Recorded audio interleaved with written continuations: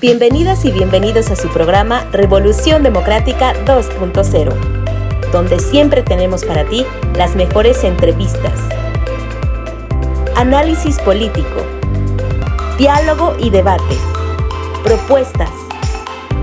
No se desconecten porque ya vamos a comenzar. Revolución Democrática 2.0. Me da muchísimo gusto recibirles una vez más en estas transmisiones de Revolución Democrática 2.0, este proyecto tan importante del Partido de la Revolución Democrática que tiene como objetivo pues difundir la cultura política, por supuesto analizar la problemática nacional, encontrar, por qué no, posibles soluciones, pero sobre todo incentivar la participación ciudadana. A través de estos espacios de diálogo, de debate, de análisis, ustedes puedan al escuchar decir yo creo que no, yo creo que sí, yo opino lo mismo, yo tengo otra propuesta, yo tengo otros datos, ¿por qué no? Nos escriban y de esa manera podamos generar esa participación, podamos, ¿por qué no?, salir de cada programa alguna propuesta en conjunto con todas y todos ustedes que nos hacen favor de vernos. Pues de nueva cuenta, bienvenidas y bienvenidos a este programa tan importante del día de hoy, donde vamos a estar platicando sobre el impacto del medio ambiente, sobre todo en ese tema de la falta de agua que repercute, por supuesto, en la producción agropecuaria como en el consumo humano. Hoy vamos a enfocarnos específicamente en este tema del medio ambiente y bueno, pues para ello, como en cada programa ustedes saben, nos gusta tener personas que nos puedan dar un enfoque desde su conocimiento académico, tal vez político. El día de hoy tenemos dos grandes invitados que les voy a presentar a continuación. Me da muchísimo gusto saludar a la doctora Alejandra Deni Yagüe Garduño. Ella es politóloga ambiental, maestra y doctora en ciencias políticas y sociales. Fue directora de Cambio Climático en la Dirección General de Energía y Cambio Climático de la Secretaría de Desarrollo Sustentable del Estado de Morelos. Actualmente es coordinadora de la Conferencia de las Naciones Unidas del Tecnológico de Monterrey y también es miembro de la Red de Politólogas No Sin Mujeres y la Liga Mundial de Abogados Ambientalistas. Doctora Alejandra, me da muchísimo gusto saludarla. ¿Cómo está? Hola Gaby, un placer estar contigo el día de hoy con nuestro querido público y muchas gracias por la invitación, ya listas para estar aquí con este tema. Muchas gracias, doctora. Bienvenida a este espacio de Revolución Democrática. Un gusto tenerla en este programa. Por supuesto, también un gusto enorme saludar al doctor Guillermo Murray Tortarolo, licenciado en Ciencias Ambientales, maestro en Biología y doctor en Matemáticas. Actualmente es investigador en el Instituto de Investigaciones en Ecosistemas y Sustentabilidad de la UNAM.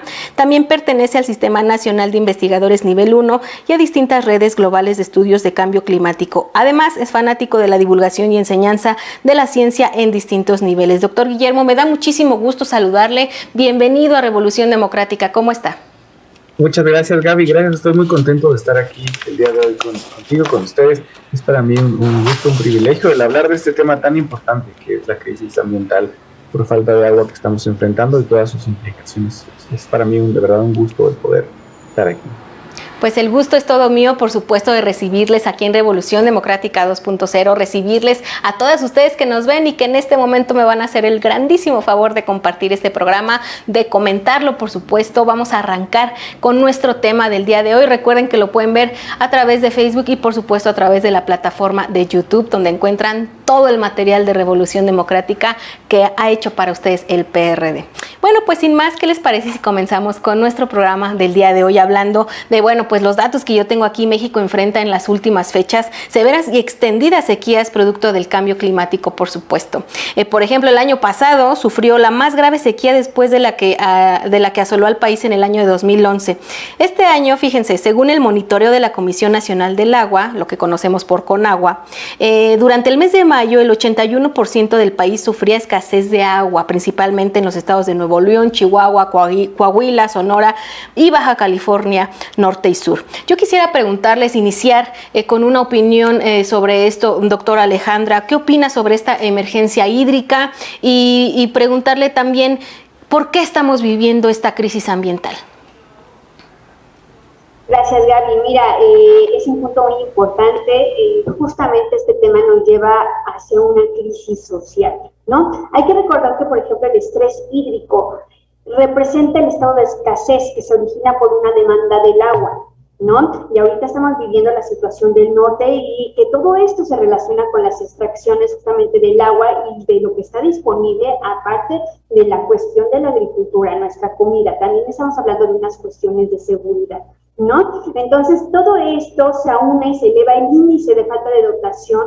¿Por qué? Porque hay varios lugares en donde se usa de manera indiscriminada la mala gestión de esta y el no saber cómo hacer el reuso o la circularidad de esta, ¿no? Tenemos un contexto nacional que se ve cada vez más impactado por la emergencia climática, ¿no? Y que esto nos provoca las crisis sin precedentes, una suma que va generando, ¿por qué? Porque también vivimos la cuestión de una pandemia, ¿no? Entonces, todos estos elementos van aunados y esto nos detona justamente en una emergencia hídrica y que el estrés hídrico lo vivimos ya en varios estados de la República, ¿no? Y que, por ejemplo, también México es una de las 25 naciones que ya lo tiene, ¿no? Y que los planes nacionales de desarrollo y los planes estatales y algunas visiones de gobierno en otros países ya lo consideran, pero en México no. Entonces estamos viviendo una visión en donde no estábamos previendo algunas situaciones, ¿no? Pero, por ejemplo, también la problemática está en la cuestión de la infraestructura hidráulica, ¿no? También tenemos una escasez de red de saneamiento y todo esto agudiza los problemas. Entonces, una cosa es un problema y otra cuestión es el conflicto. El conflicto es la esencia, es de donde nace el problema. Entonces, muy probablemente ya no estamos viviendo lo que es un problema, vamos a pasar a un conflicto. Y como bien lo dice la doctora Ursula Spring, es la nueva era de la cuestión de las guerras por el recurso hídrico, ¿no? Entonces, ¿qué tenemos aquí? Que debemos de reforzar las capacidades en operación, en cuestión de recursos, ver que esto también se transversalice en los programas, ¿no? ¿Por qué? Porque debemos de enfrentar esta situación. ¿Con qué? Con nueva tecnología, pero que sí funcione, que sí sea innovadora y por supuesto desde la base,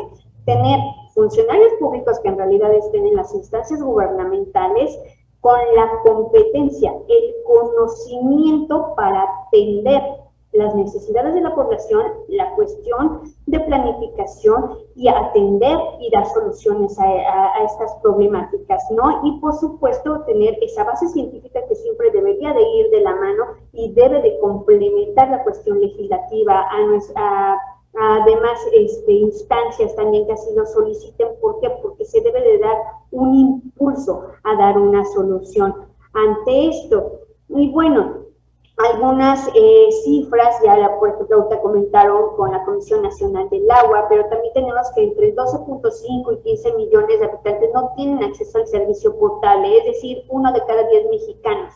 Y 30% de los recursos que sí la reciben no la obtienen con una suficiencia en calidad. Muchas gracias, doctora Alejandra. Doctor Guillermo, con estas cifras que nos está dando la doctora, quisiera irme con la siguiente pregunta. Preguntarte cuál es el impacto económico y social y ante estas cifras, por supuesto, preguntarte, ¿estamos lejos de una crisis alimentaria? Es una pregunta muy buena, muy interesante, ¿no? Esa situación que está enfrentando el país, pues es muy seria, definitivamente atribuible al cambio climático antropogénico. La sequía que está enfrentando el norte de México y el sur de Estados Unidos, la ha llamado la mega sequía, posiblemente un evento que no ha tenido símil en los últimos 1200 años y en los últimos 3 años empujada además por el fenómeno de la Niña, que ha traído pues una falta muy importante de precipitación de invierno y en este año pues se ha alargado de manera inesperada hasta el inicio de las lluvias y el norte sigue en sequía.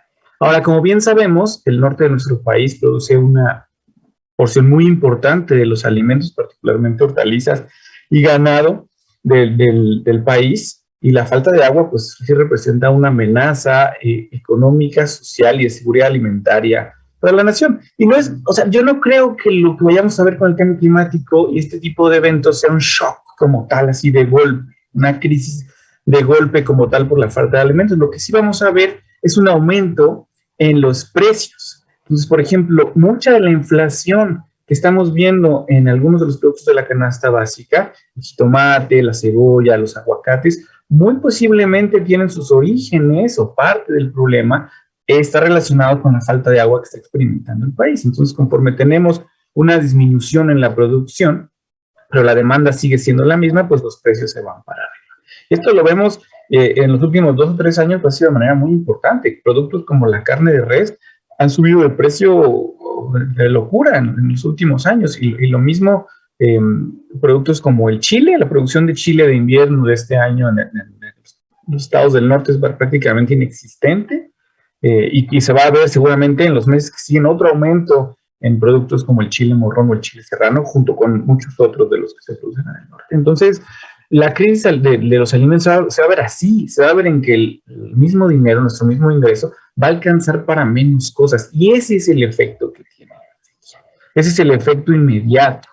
A la par, también hay otra crisis, que es la crisis humanitaria que pasa cuando tenemos una sequía de este nivel, que es cuando empezamos a tener una falta de agua potable disponible para la ciudadanía. Y esto ya se está empezando a ver en muchas de las ciudades del norte, particularmente en Monterrey. Y pues a menos que las lluvias lleguen pronto, y la verdad es que el pronóstico es que no, pues seguramente va a derivar en una crisis seria. El último informe que yo leía es que la mayoría de las presas del norte están prácticamente secas en este momento. Entonces, pues sí es un tema de preocupación, es un tema que requiere definitivamente atención pronta, porque seguramente se va a seguir repitiendo a futuro. Muchas gracias, doctor Guillermo. Definitivamente sí, exactamente, es un tema del que hay que poner atención porque, como el doctor dice, en un momento dado vamos a empezar a ver las repercusiones de este cambio, de esta afectación que se tiene a la hora de, por ejemplo, los chiles, como nos comenta, el precio, la inflación. Pero yo quisiera preguntarles, ante todo esto, ¿qué políticas públicas ustedes han observado que el gobierno federal ha implementado para, pues si no mejorar, por lo menos sí detener y amortiguar estos impactos del cambio climático, doctora Alejandra?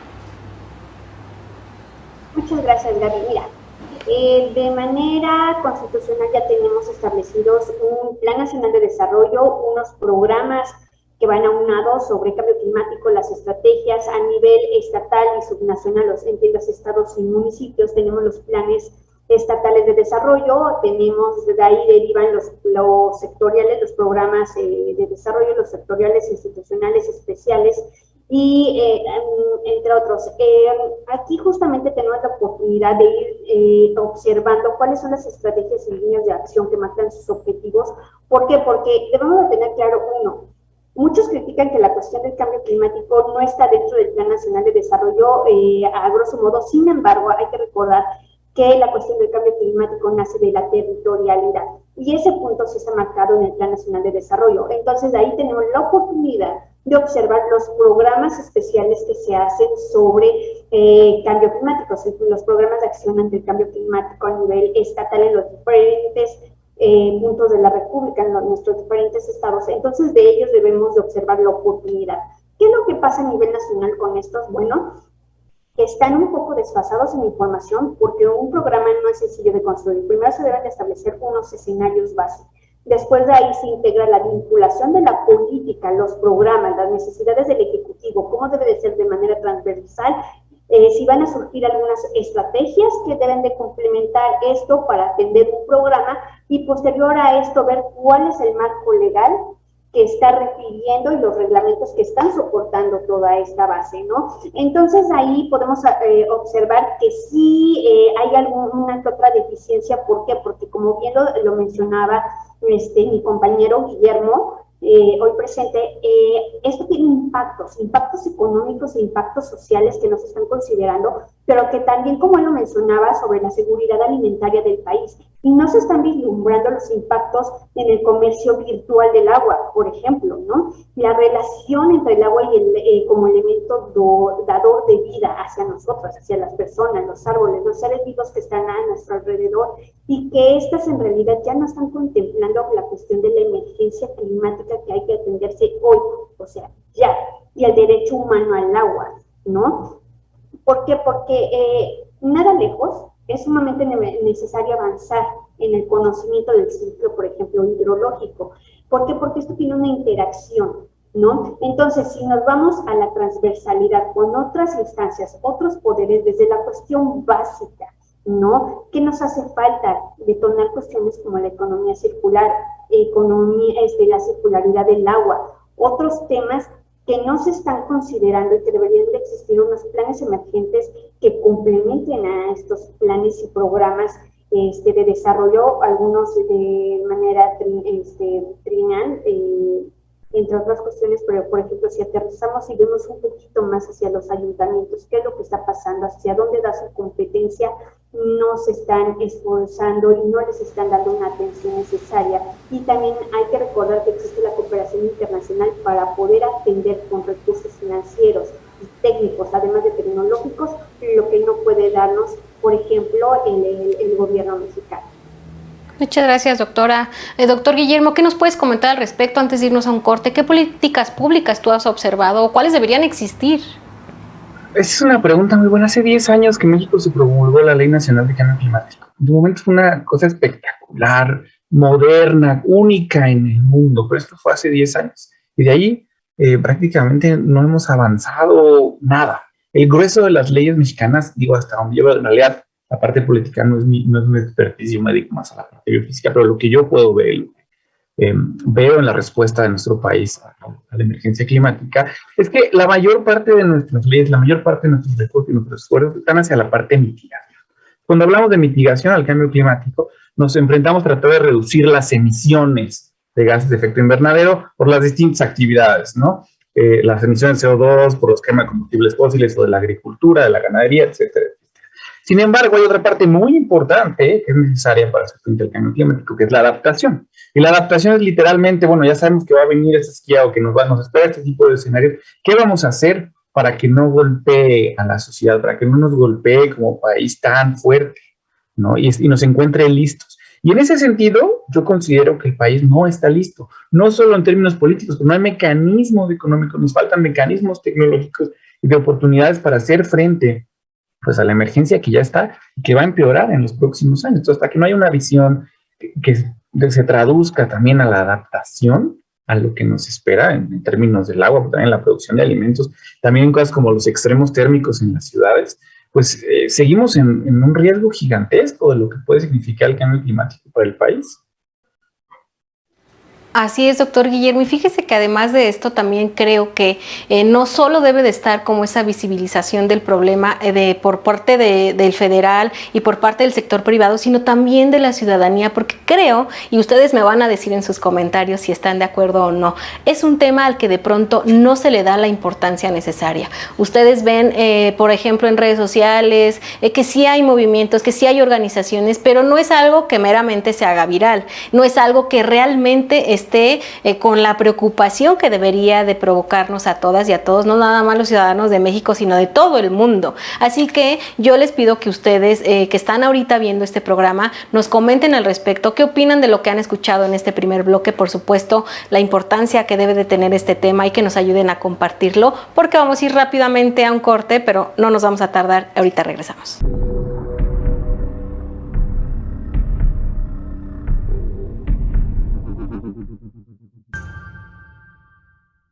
Hombre, este paciente, en serio que... Pero ¿cómo le recetaron aquí un aeropuerto si lo que necesitaba era más presupuesto acá? Los sistemas de saneamiento están mal. Híjole, el aparato digestivo, los sistemas, no hombre, está mal este paciente, está mal. Yo no entiendo cómo es que me lo enviaron de esta clínica con estas recomendaciones. Le hicieron muchas cirugías a este paciente, no le inyectaron lo que le tenían que inyectar, presupuesto, por ejemplo, y no le están dando esa importancia. Yo creo que este paciente va a necesitar hasta terapia porque no está viendo y enfocándose en sus problemas reales, quiere resolver otros innecesarios. Yo diría que tiene incluso por ahí un problemilla emocional, como que no quiere en realidad enfrentarse a los problemas que en verdad tiene y quiere andarse inventando cosas. Ya le inventaron, ya le vinieron aquí a poner un aeropuerto, le vinieron a poner aquí un tren donde no lo debe de tener. Estas cirugías yo las veía innecesarias, doctores, pero yo necesito un diagnóstico más grande y más claro. Doctor Guillermo, por favor, dígame el diagnóstico que tiene usted de este paciente. Sufriendo de una seria deshidratación por la falta de agua que ha tenido en los últimos años, particularmente en los últimos 6 meses, que le está ocasionando una serie de problemas pues muy graves. Así es, el principal cuadro es este. Yo lo voy a manejar como súper importante. Doctora Alejandra, deme su diagnóstico, por favor. Tiene un gran estrés de su sistema nervioso. Ok. Y además de tener bajas sus defensas, necesita más energía. Sí, no, de plano aquí las energías de este paciente, pero en ninguna andamos bien, ni en las renovables, ni en ningún tipo de energía, más que en las malas, como que le andan dando vuelo ahí, le andan dando cuerda, como todo ser humano, ¿verdad? Que nos gusta andar con las cosas que no nos hacen bien. Pero bueno, con este diagnóstico yo puedo hacer un cuadro más completo. Este paciente necesita inyecciones, pero ya hay, por favor, una transfusión, algo de presupuesto para que de verdad este problema de deshidratación que tiene pueda ser subsanado. Pero bueno, yo creo que más adelante mejor vemos qué le podemos dar, cuál sería la estrategia a seguir, doctores. El cuadro clínico de este paciente es grave, yo lo reporto estable hasta ahora, pero muy grave. Este paciente, si no se atiende, se puede morir, se puede deshidratar y de verdad que no va a tener reversa el daño que se le está haciendo y que se le está provocando por no atenderlo. Entonces, no quería venir al doctor, pero ya vino y yo estoy segura de que más adelante me van a ayudar a darle un tratamiento que por lo menos lo mantenga estable con miras a mejorar.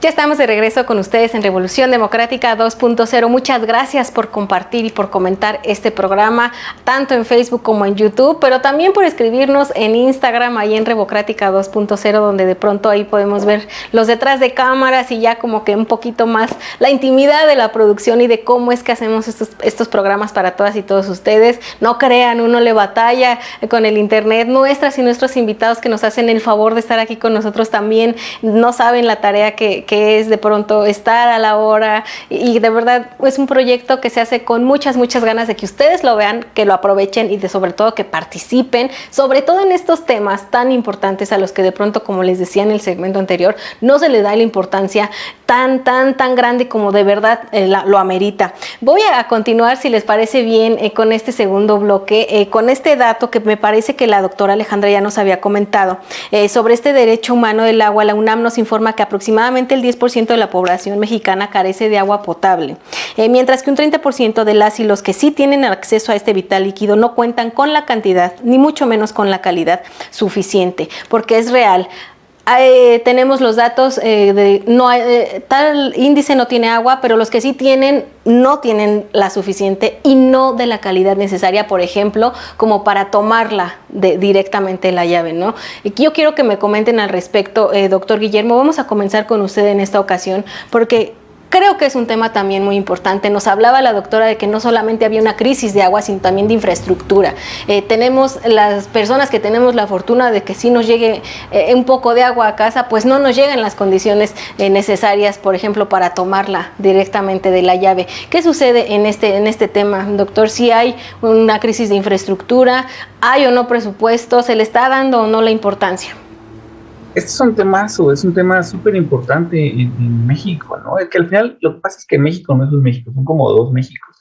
Y la situación hídrica del norte y del sur son completamente distintas. Entonces, el norte se enfrenta a una crisis espantosa de falta de agua, que ciertamente requiere cierto tipo de infraestructuras para hacerle frente. Mientras que el sur, en general, y este año seguramente por la niña veremos más huracanes, se enfrenta a un aumento en las inundaciones que también requieren otra infraestructura, pero que va en sentido contrario.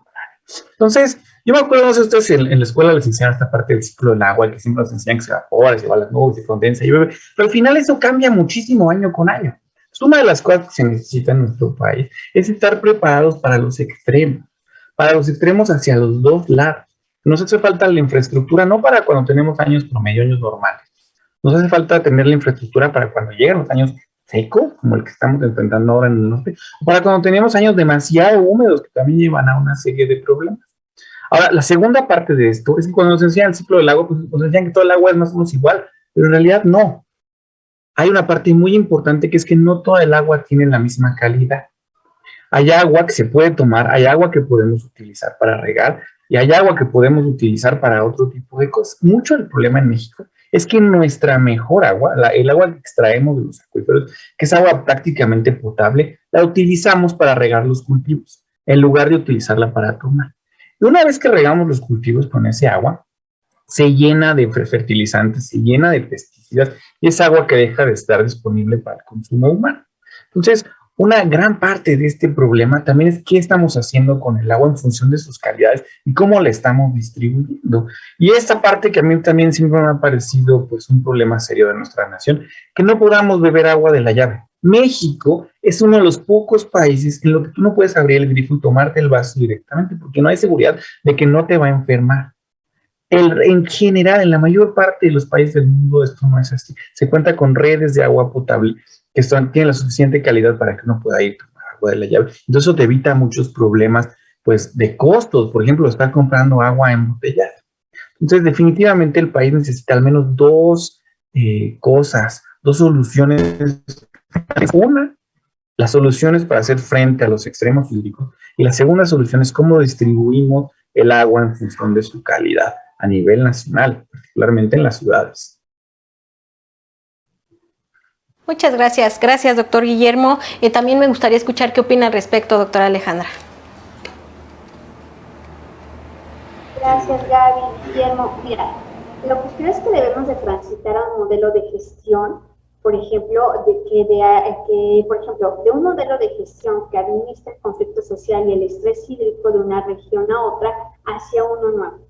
Y que este nuevo haga que el agua sea un elemento que se promueva como el desarrollo económico y equitativo. ¿Por qué? Porque tenemos un bienestar social, ¿no? Y se debe de dar una atención a los programas de desarrollo, los programas sectoriales, institucionales, especiales en la materia, insisto, y pensar en la circularidad de esta agua desde lo doméstico hasta la gran escala, como bien se ha comentado, y que hoy más que nunca es necesario que, por ejemplo, los proyectos hídricos, infraestructura, entiéndanse las presas, sistemas de captación de agua, los acueductos, entre otros, que se propongan en el territorio para que esto pueda garantizar un acceso al agua a la población y que las diferentes actividades económicas sean evaluados considerando un análisis con un lente de sustentabilidad hídrica y de tal suerte que no se rebasen las condiciones, por ejemplo, de almacenamiento impuestas por la naturaleza.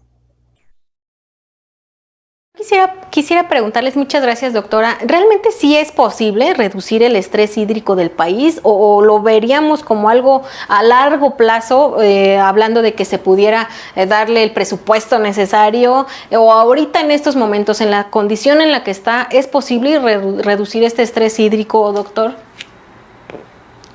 Esa es una muy buena pregunta. No todos los años tenemos estrés hídrico en la ciudad. De hecho, la última sequía igual espantosa fue el 2011, pero si no se va para atrás, después tuvimos una sequía igual espantosa en el 2001, en el 94, en el 87. Es un fenómeno recurrente. Llevamos como nación 100 años, cientos y tantos años en la que nos afecta la sequía al menos una vez por década. Y no hemos encontrado manera de hacerle frente. Ahora, siempre es bueno a veces voltear a ver otros países. Un excelente ejemplo de esto es Israel. Israel decidieron construir su país a la mitad del desierto. Y tiene unos sistemas de manejo de agua extraordinarios. Digo, ya han llegado al punto en el que logran recircular y reciclar tanto el agua que inclusive ya están alimentando a los ríos, y el cauce de los ríos ya tiene más agua de la que tenía antes cuando se les extraía. Entonces, sí hay opciones, ¿no? Y las opciones son cada vez más baratas y son cada vez más sencillas. Esto es sobre todo una falta de visión y de integración a nivel nación. Y yo sí creo que mucho de esto muchas veces pensar que, bueno, nos va a llegar el cambio climático de sequía hasta dentro de 20 años o 50 años. Pero en realidad ya está aquí. Y estos eventos que vemos recurrentes una vez por década se están haciendo cada vez peores. La última sequía, la de 2011, si nos vamos para atrás fue hace 10 años, pero este año llevamos 2020 con una sequía más o menos después de 2021, que ya se andaba secando el Cutzamala, y ahora 2022, que el norte está horriblemente seco, entonces está volviendo cada vez más recurrente y más fuerte. Eso no es una cuestión de si queremos o no, es necesario el empezar a poner este tipo de mecanismos de reciclaje del agua, de reuso, de potabilización, porque lo contrario, pues va a haber un problema serio para sobre todo para la parte norte de nuestro país, pero eventualmente para toda nuestra nación. Gracias, doctor Alejandro. Doctor Alejandro, le pregunto lo mismo. ¿Usted sí ve posible que ahorita... Ay, le dije doctor Alejandro, perdón. Voy a repetir esa parte porque ya les volteé el nombre. Muchas gracias, doctor Guillermo. Por supuesto, yo quisiera preguntarle a la doctora Alejandra lo mismo, porque justo va siendo cada vez más frecuente, más recurrente, y de pronto, sí tiene razón el doctor, lo vemos como una cosa, ay, cuando se acabe el mundo, y ahí cuando el cambio climático nos alcance. No, es que ya está aquí, no vamos muy lejos. La situación que ahorita está pasando en Monterrey, la gente no tiene agua realmente, no tiene de verdad. En el norte del país ahorita está horrible, como dice el Cutzamala, el año pasado ya andaba en unos límites bastante graves, bastante preocupantes, pero yo le pregunto igual, doctora Alejandra, ¿realmente ahorita hay los medios necesarios para reducir este estrés hídrico? ¿No se quiere hacerlo por parte del gobierno federal? ¿No se está implementando porque no se puede o porque no se quiere? Mira, Gaby, también es una cuestión de equilibrio. En esta situación hay que repensar la cuestión de los objetivos que busca tener, por ejemplo, una ley, que la cuestión del agua no va separado de la cuestión del cambio climático, van de la mano, y que se debe considerar ya como una cuestión de seguridad. ¿Por qué? Porque el cambio climático es más una cuestión de seguridad nacional, y por ende también debe de ir el tema del agua, ¿no? Entonces, a veces hace falta información, hace falta voluntad política, sí, pero también es el repensar la forma en que se tienen que hacer las cosas, ¿no? Yo voy a insistir mucho en la cuestión, hace falta la innovación en la construcción, desde el diseño de las políticas públicas hasta cómo están redefiniéndose las legislaciones. ¿Por qué? Porque, como bien lo ha mencionado Guillermo, ¿no? Se está atendiendo la mitigación, pero no se está atendiendo adaptación, resiliencia, vulnerabilidad. Entonces, la cuestión del agua también está entrando en cuestiones de vulnerabilidad, ¿no? Porque tanto no vamos a tener para una cuestión agraria, para nuestros alimentos, tanto se nos vienen encima los incendios forestales. Entonces, ¿qué es lo que está pasando? Tenemos un desequilibrio climático y tenemos que buscar el equilibrio compensatorio en cuestión de los presupuestos, empezar a hablar de los presupuestos verdes, ¿no? Que deben de permear en México cuestiones hacendarias verdes, también que nos permita tener una reclasificación en el gasto público, y también ahí es donde entra el tema de tecnologías. Tenemos el INTA, ¿no? El INTA, que tiene muchos mecanismos, que tiene cuestiones innovadoras, pero que no se están considerando. Sabemos que el INEC no se considera ya hasta cierto punto como tenía una importancia a nivel internacional.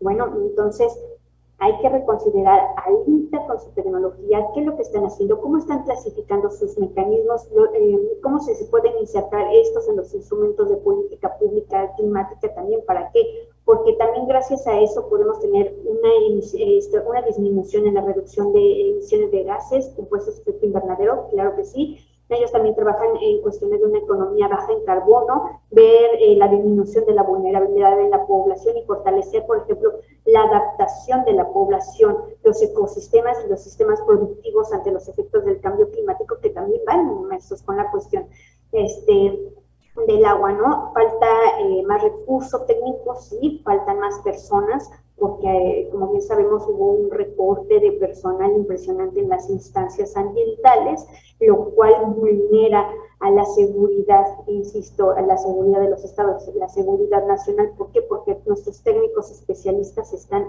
fuera de las instancias en donde deberían estar de carrera, ¿no? Entonces, tenemos a nuestros científicos hacen las aportaciones que se pueden al entender también del político, pero no siempre ejecutan, no siempre están preparadas también en el sector público las personas que actualmente están, no digo que en todos lados, pero sí en algunos, no están preparados para dar la atención, ¿no? Pueden saber cómo funciona la administración pública, mas no lo específico, los temas contundentes de la cuestión ambiental, como es el agua y la vinculación para poder atender. Muchas gracias, doctora. Gracias a los dos. Se nos ha terminado el tiempo de este segundo bloque. Por supuesto, vamos a regresar. Yo siempre le digo que con la pregunta del millón, porque bueno, ¿qué hacemos? ¿Qué es la política verde? ¿En qué consiste? Y preguntarles también si la democracia tiene que ver con nuestros derechos ambientales, cómo influye. ¿Por qué no nos acompañan al tercer y último bloque? Pero antes de ello, vamos rápidamente a un corte.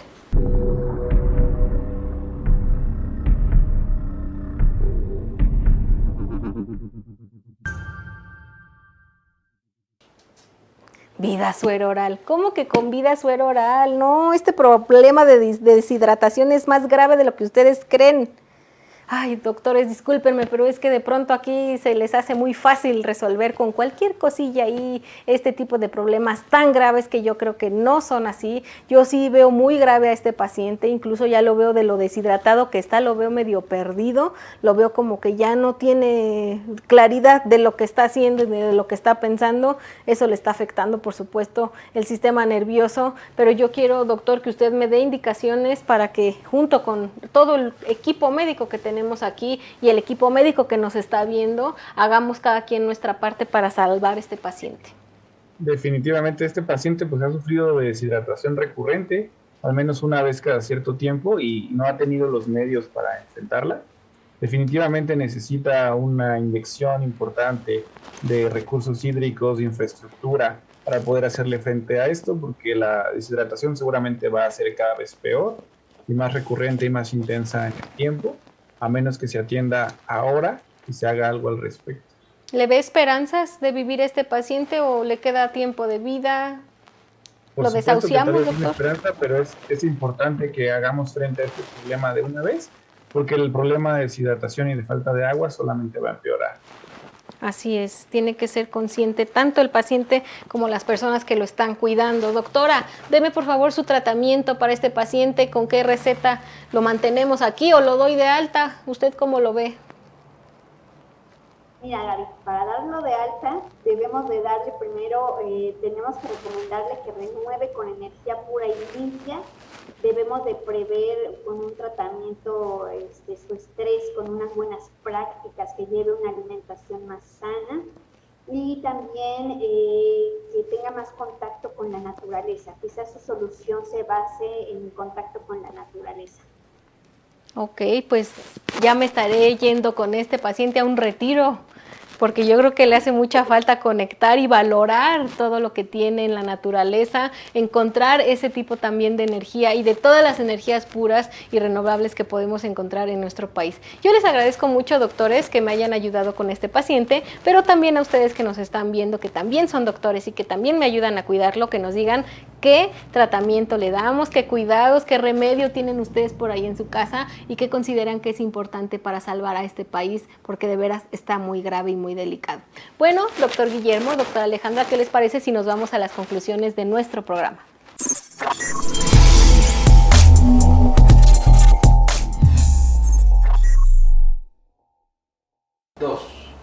Pues así de rápido llegamos ya al tercer y último bloque del programa del día de hoy de Revolución Democrática 2.0, no sin antes recordarles que compartan y que comenten este programa. De verdad es un esfuerzo muy importante que tiene como objetivo estar cerca de ustedes, por medio de estos espacios de discusión, de análisis, ustedes también puedan generar, por supuesto, el propio, puedan decirnos, puedan acercarse, pero sobre todo que participen, porque al final la participación ciudadana en cualquier problema que hemos comentado, en cada uno de los programas, el tema que sea, siempre nos lleva a la participación ciudadana y la importancia de la misma. Y bueno, pues vamos ahora ya a nuestra última parte de este programa a comentar con nuestro invitado del día de hoy. El ejercicio pleno de la ciudadanía, bueno, pues todos y todas sabemos que no existe sin que el Estado garantice el goce pleno de nuestros derechos humanos, económicos y por supuesto ambientales. Yo quisiera preguntarles cuál es la relación que existe entre la democracia y la defensa del medio ambiente. Doctora Alejandra, vamos a comenzar ahora con usted. Gracias, Gaby. Creo que principalmente tomar en cuenta la ciudadanía. ¿Por qué? Porque muchas veces cuando nosotros vamos a campo, vemos a las personas productoras, a los niños que están estudiando en las escuelas rurales, observamos los verdaderos problemas. Entonces, atender y escuchar a las personas, a nuestros ciudadanos que están a lo lejos y que no siempre son los beneficiarios de unos servicios públicos, son los que más relación tienen con la ciudadanía, son los que viven con la latente de llevar día a día el pan a casa, porque es lo que consideran indispensable en ese momento. Entonces saben lo que está sucediendo ahí, ¿no? Entonces tanto hay que escucharlos a ellos, tanto las problemáticas de la ciudad, pero también hacer un consenso sobre ello. ¿Por qué? Porque muchas veces se ponen primero las necesidades del poder, la cuestión económica, antes que en realidad escuchar a nuestros ciudadanos. Entonces, insisto, en las cuestiones ambientales que vienen desde campo, las personas que viven en zonas rurales son las que a veces tienen las soluciones no más innovadoras, pero sí las que dan una solución inmediata. Insisto,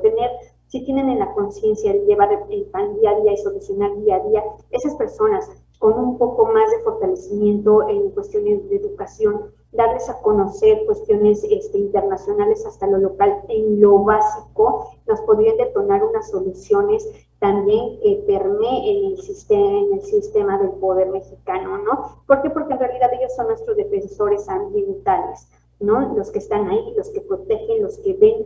Entonces, la democracia debe de llegar y debe considerar desde los que están en rural, desde los que están en la ciudad, que realmente se haga un diálogo, un consenso, para que entonces podamos determinar cómo establecer una política pública abierta, con los mecanismos abiertos de política pública que se implementan, por ejemplo, a través del Programa de Naciones Unidas para el Desarrollo, y a llegar a un buen consenso, pero considerando a todos los actores que intervienen para poder establecer inclusive y cómo hacer una política verde. Muchas gracias, doctora Alejandra. Doctor Guillermo, ¿podría explicarnos más a detalle, por supuesto, qué significa una política verde, en qué consiste, qué opina usted al respecto de esta? Claro, cuando pensamos en los seres humanos, en nuestra relación con el medio, a mí hay un concepto que me gusta mucho con mis clases, que es la idea del concepto de la socioecotecnología. O sea, al final las relaciones de los seres humanos con el medio ambiente están dadas por un proceso tecnológico que hay en medio. ¿Sale? Esto va a determinar qué hacemos con nuestro medio ambiente. Si la tecnología son motosierras, pues vamos a ir a forestar. Si la tecnología son plantas de tratamiento de agua, pues a lo mejor nos empezamos a obtener mejor calidad de agua y ya no nos es tan importante el extraer agua de los acuíferos. Nuestro rol como científicos es proveer información para la política, para la toma de decisiones, para modificar esas relaciones de los seres humanos con el medio ambiente. El rol de las políticas verdes, el rol de las leyes, es justamente regular estas relaciones socioecotecnológicas. La política verde, la idea central de las políticas verdes es justamente generar dinámicas en los sistemas socioecotecnológicos en los que la tecnología permite el desarrollo humano, pero no a costa de los ecosistemas y del medio ambiente. Como hemos venido haciendo hasta ahora, mucho del desarrollo de nuestra humanidad es que basamos nuestra infraestructura, basamos nuestra economía en el deterioro del medio ambiente, ¿no? A través de los monocultivos o de la tala o de la pesca exagerada. Entonces, esto ha llevado con el tiempo pues, a que cada vez tengan un deterioro más y más notorio. La idea fundamental de la política verde es empezar a modificar esta dinámica, el encontrar mecanismos, el financiar mecanismos o el poner alto a ciertas cosas para empezar a modificar esta relación. Nosotros desde la academia, pues mucho de lo que nos toca es empezar a proveer esa información para decir, oigan, pues esto es lo que podría hacer o esto es lo que no podría hacer, ¿no? Para que entonces se dé un diálogo en el que se tomen decisiones para el beneficio de todos, los seres humanos, pero también del medio ambiente en el que vivimos.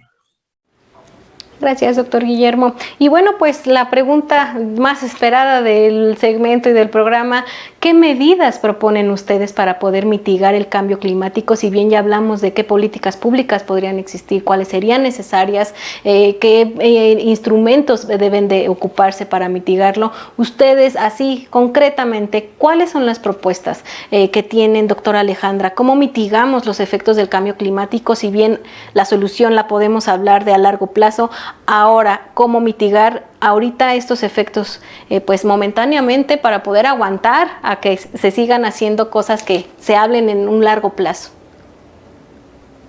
Claro que sí, Gaby. Mira, principalmente poner a la persona en el centro, ¿sí? Toda política y todo lo que debe de colocar a la persona en el centro y construir alrededor. ¿Por qué? Porque es una necesidad.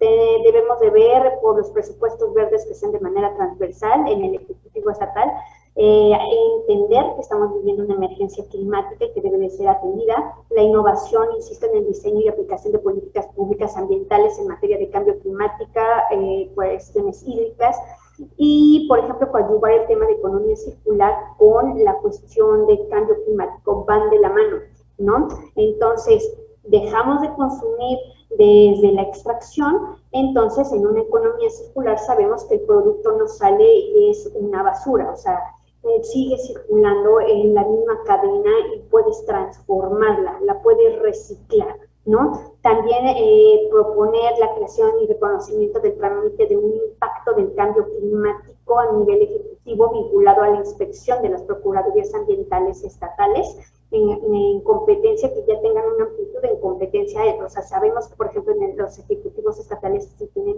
un trámite de impacto, de cambio, de impacto ambiental, ¿no? Entonces, ¿por qué no un impacto del cambio climático, en donde se defina qué es lo que se tiene que ver, por ejemplo, cuando construyen un edificio, bueno, cuántas emisiones, de qué, con qué materiales, o sea, empezarnos a meter un poco más también en ese tipo de cuestiones para ver cómo es el impacto del cambio climático, ¿no? Y fortalecer las capacidades administrativas, institucionales y tecnológicas a nivel federal y subnacional, ¿no? ¿Por qué? Porque es importante.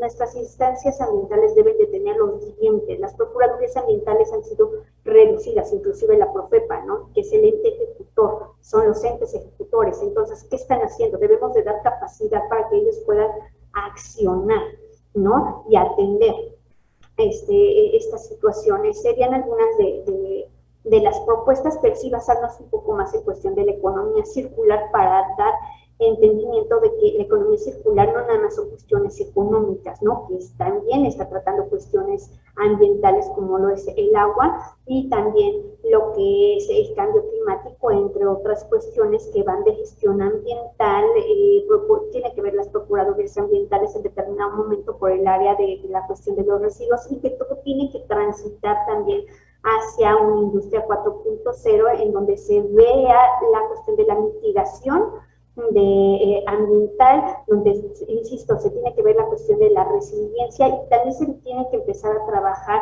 este tema para ser visibilizados, ¿no? Cómo lo que está avanzando hacia largo plazo o mediano plazo se tiene que visibilizar en los atlas y también en los sistemas de información a nivel subnacional que tienen algunas dependencias del Ejecutivo Estatal. ¿Para qué? Para dar a conocer todo esto y las problemáticas, cómo se coadyuvan entre ellas, cuáles son las relaciones inmediatas que tienen para detectar esos problemas y atender esas vulnerabilidades en tiempo y forma, y también dejarlo para las siguientes administraciones y les consideren para que lo tengan bajo presupuestos y se programen, ¿no? Y también esos programas de cambio climático que atiendan, por ejemplo, más lo que son las PTAs, las plantas de tratamiento de aguas residuales, que se dé para la infraestructura, que se atienda también para las cuestiones de campo, todo lo que va unado a la cuestión agro, y de nuevo insistiré en la cuestión de la gestión, la buena gestión del agua y su circularidad.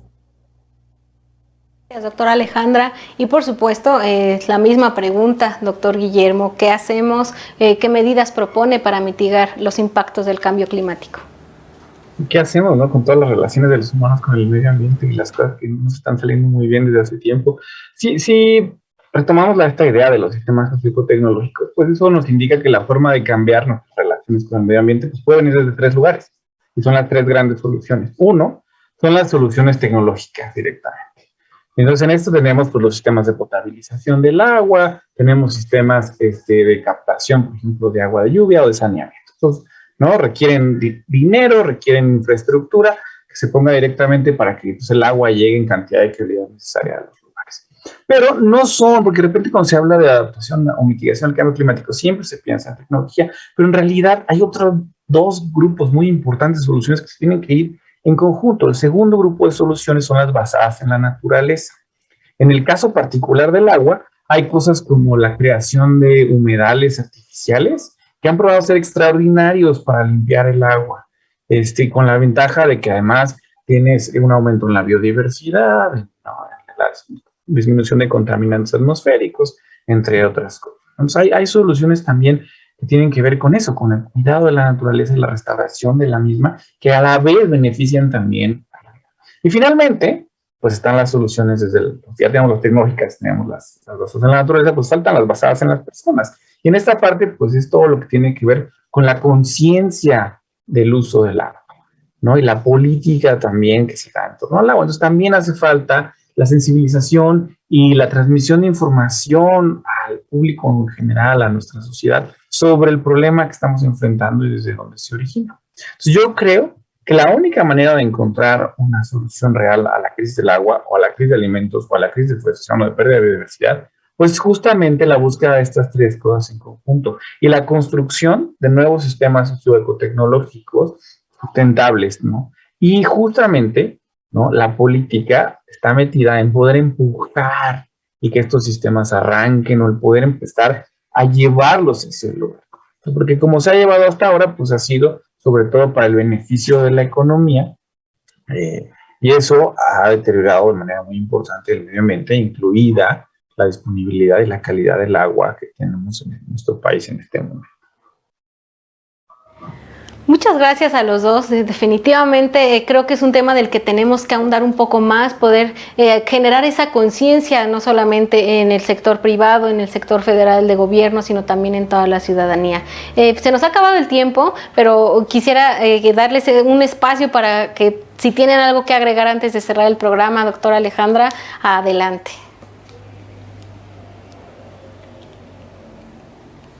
Gracias, Gaby. Bueno, nada más recordar que, por ejemplo, el estrés hídrico, como el declive en el almacenamiento del agua, nos advierte ya el importantísimo papel que tiene potencial y que tendrá el tema del agua, ¿no? Nuestra generación, nuestras generaciones futuras, debemos de contextualizar nuevamente y mantener en vista esos conflictos sociales que ya están pasando en todo el mundo, que vamos a tener ya una migración no solo por cuestiones de cambio climático, ¿no? Va unado. Si no hay agua, las personas van a empezar a migrar, no solo de país, no solo de los territorios, se va a tener que reconstruir, ¿no? Entonces, sí van a surgir los conflictos, hay que preverlos, hay que trabajarlos, hay que considerar lo que nos dice la ciencia y, bueno, buscar nuevas soluciones justamente para dar a nuestros políticos para que puedan ejecutar y tener también más iniciativa, ¿no? Y sentir la pasión por hacer este trabajo cuando lo tenemos que desarrollar y tener que accionar en terreno.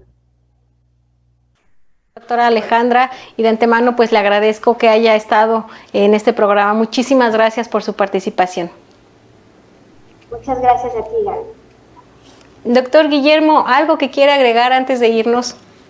No, además agradecerte mucho, Gaby, la invitación, el tiempo, también a mi colega, la doctora Alejandra. Para mí ha sido un gusto estar aquí con ustedes y es un tema que da para seguir hablando. Entonces, si alguien en el auditorio quiere contactar para seguir platicando esto, que lo haga con toda confianza.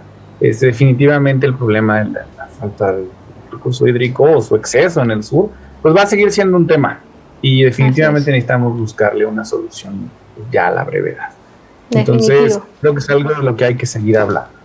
Así es, y generar conciencia, seguir hablando el tiempo que sea necesario. Pues igualmente le agradezco, doctor, que haya estado este tiempo, que nos haya regalado su espacio para poder platicar aquí en Revolución Democrática de este tema tan importante. Muchas gracias, Gaby. La verdad ha sido un gusto y un privilegio poder acompañarte el día de hoy.